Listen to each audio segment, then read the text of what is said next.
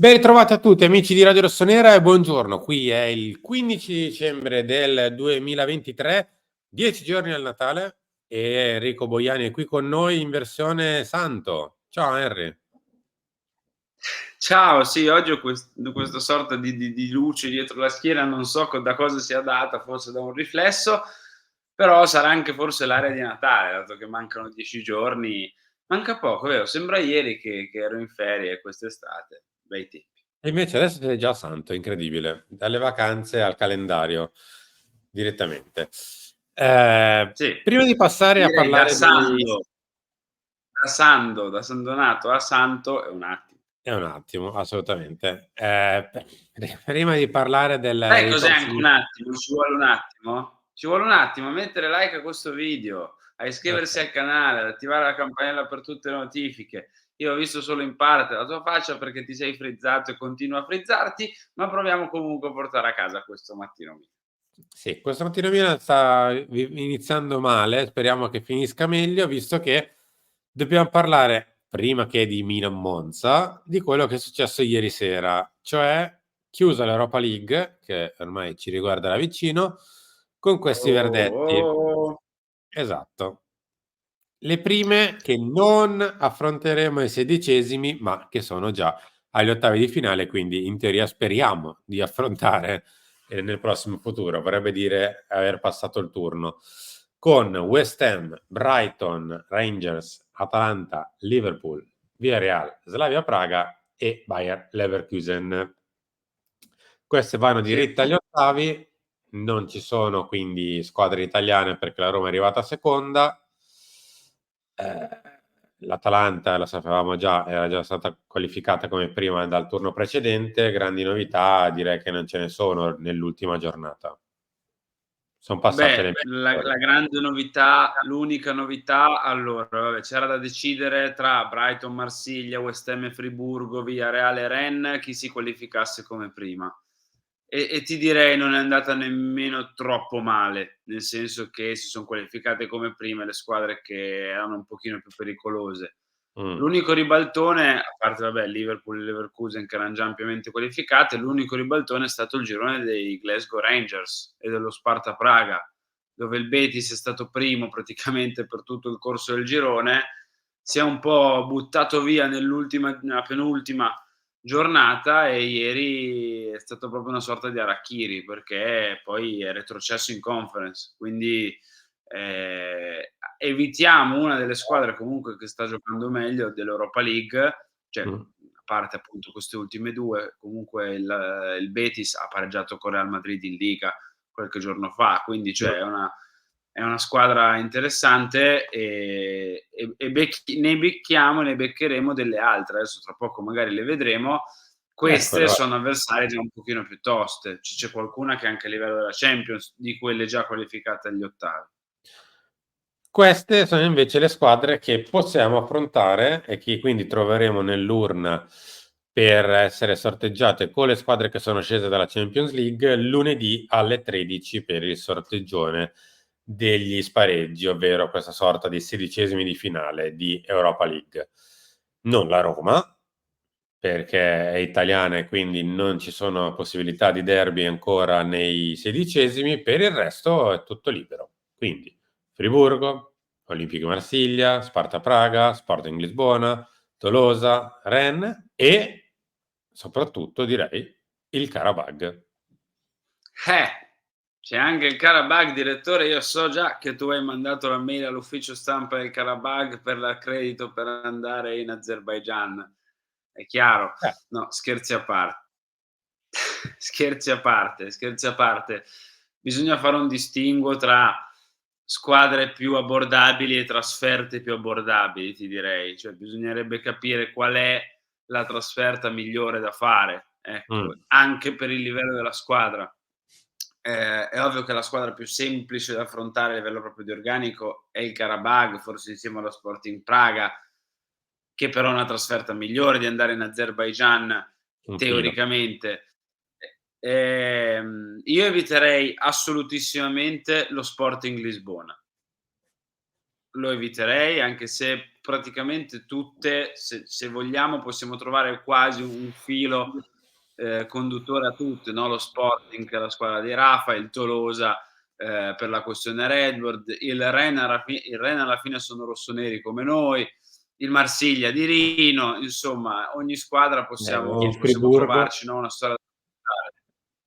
A parte il Friburgo, stavo per Eh. dire, ecco, perché chi se ne frega del Friburgo. Beh, al Friburgo di Vincenzo Grifo, che è l'unico italiano che rende al di fuori dell'Italia. Mm.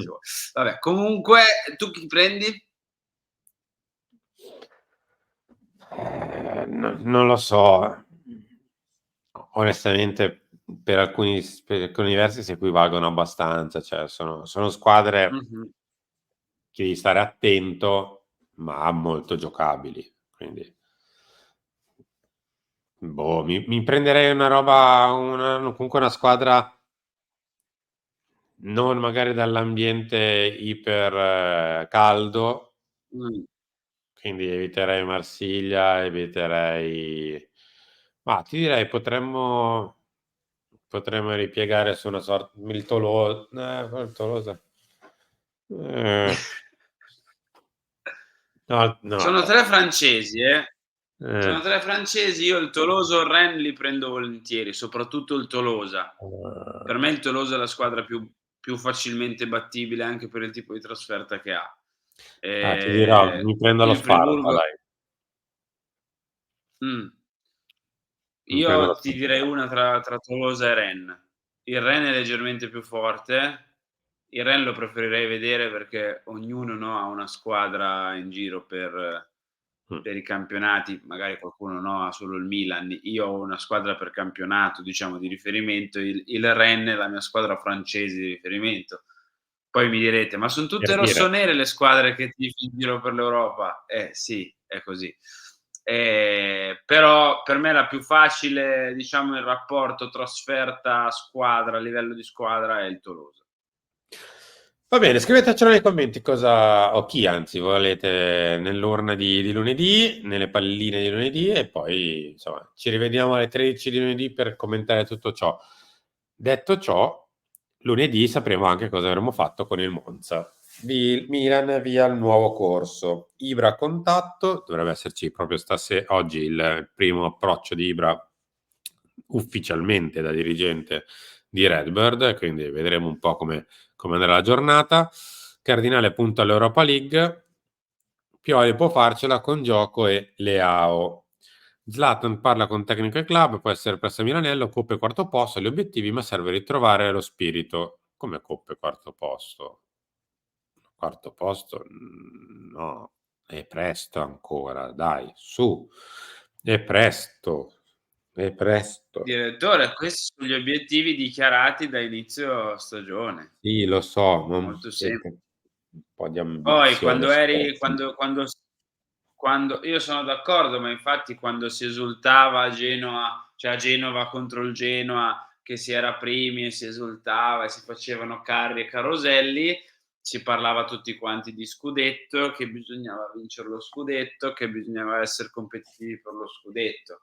È Adesso giusto, invece è è giusto. diventato giustamente dico, Eh, perché sei il Milan. eh. Adesso invece è diventato incredibilmente il quarto posto l'obiettivo. Non lo so, se le squadre diventano 5 diventerà il quinto probabilmente a questo punto. Boh, chi lo sa. Se saremo settimi diventerà la Coppa Italia, perché qui ogni 2 o 3 mesi si va sempre a ricalibrare, a correggere il tiro su quelli che sono gli obiettivi. Ne prendiamo atto. Dai, Io ragazzi, personalmente vai, vai. no, nel senso, la squadra di Leao, Teo, Maignan, Giroud, Loftus-Cheek, Renders, Musa, Tomori, Chukwueze, Pulisic e compagnia cantante. Dai, il 15 di dicembre non può dire corro per il quarto posto, su, dai. La rosa non è per correre per arrivare al quarto posto. Al massimo, se sbaglio, arrivo quarto, ma non corro per il quarto posto. Un pochino più di fuego. Vabbè. A proposito, Nel pomeriggio via i piani anti-Monza, Calabria out, dietro emergenza totale. Come aveva detto anche ieri nel talk, se volete lo potete recuperare, il buon Peppe Di Stefano, dietro, vabbè, lo sappiamo, siamo contatissimi anche per l'espulsione di Calabria a Bergamo e quindi ci sono Teo, Florenzi, Tomori e poi manca il quarto. Le alternative sono Simic, le alternative sono Bartesaghi, le alternative sono finite qui, direi, con al massimo Yunus Musa. Come ha detto Peppe ieri, però dovrebbe esserci Giancarlo Simic in mezzo alla nostra difesa, quindi vediamo oggi con l'allenamento, il primo allenamento completo, visto che ieri c'è stato il giorno di riposo, per chiudere la questione, ovvero Simic o Bartesaghi, e poi il resto direi che è abbastanza confermata la squadra con Leao che dovrebbe riprendere il suo posto lì davanti ancora una volta, con Pulisic, eccetera, eccetera. Vedremo se magari qualcuno davanti potrà respirare, visto che qualche alternativa in più rispetto al passato c'è, con Okafor, Jovic e Ciukwueze che erano in panchina a Newcastle, e vediamo se saranno a disposizione per partire dal primo minuto direttamente domenica ore 12:30. Io vi saluto qui anche perché il buon Enrico Bognani è cresciuto, quindi oggi è stato un dramma riuscire a portare a casa questo mattino Milan. Grazie a tutti per essere stati qui con noi. Mettete like in uscita se volete e poi ci ritroviamo alle 11 con Chiama Milan, alle 13 con Lancia, alle 16 con Pelle Rossonera con Carlo Pellegatti. Ciao a tutti e a dopo.